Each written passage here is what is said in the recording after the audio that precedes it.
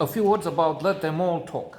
Steven Soderbergh, director, Meryl Streep in the leading role as Alice, not Alice Munro, but Alice, a fictional writer, a winner of the Pulitzer Prize, and successful in terms of literary criticism. On the other side, as for sales, alas, she's not so accomplished, if we can say that, as a writer we will meet on The Crossing. It's not a cruise, it's a crossing, we are told. So what happens is she receives a prize, invented. It doesn't exist. This is not a Man Booker Prize, the Nobel and so on. But it's nevertheless a prize which is very coveted, as it is given only after a few years. It's not a yearly prize, and it's given by other writers.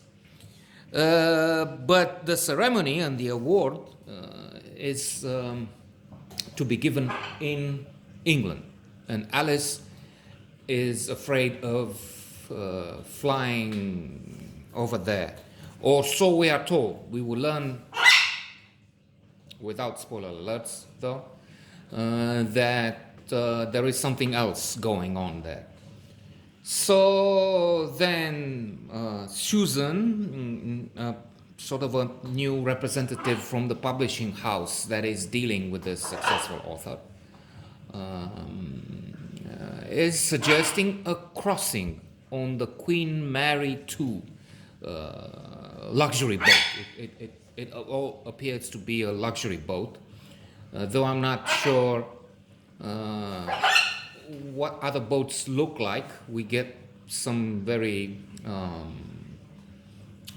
intimate views on this one, and it's in a way sad that this great film that would do normally so much to encourage people to use ships for cruise, for crossing, why not, comes in the middle of a pandemic when people don't travel.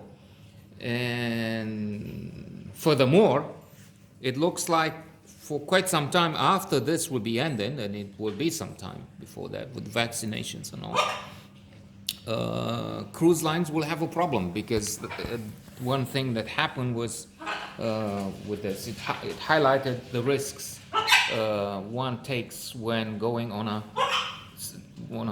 what some people call petri dish, on an incubator of viruses, potential infections. So it is a comedy with elements from Woody Allen. The spouse said, as we watched the movie together, I was more enchanted with it than the other viewer, but so are the critics, and that's important.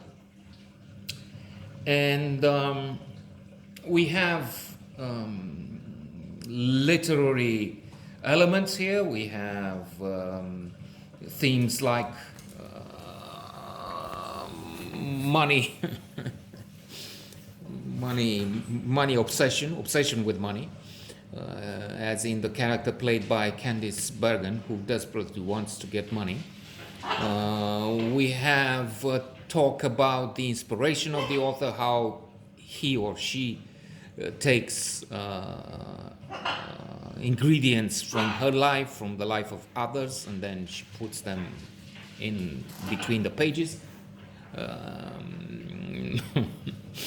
We have the idea, the notion that all the characters are in fact about herself. That's what Alice says at one point.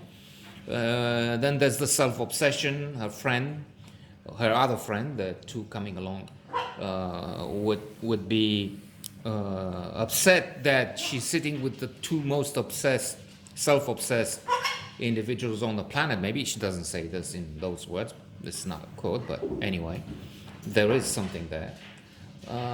Because indeed, one, Alice is impressive, intelligent, successful, noble to some extent when she invites those people to come along as her guests. But then she's also vain. She's also, or appears to be superficial quite often. She appears to be vainglorious, to be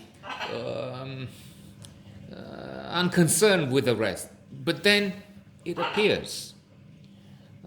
We will have some revelations near the end, which I will not go into at all. But that what happens at the end, that throws a different light on what took place on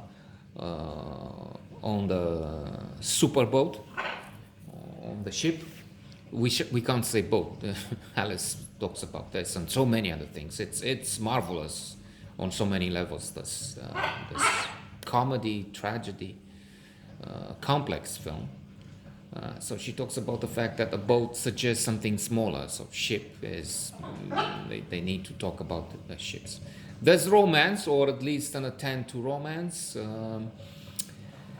and so much more. Wonderful film.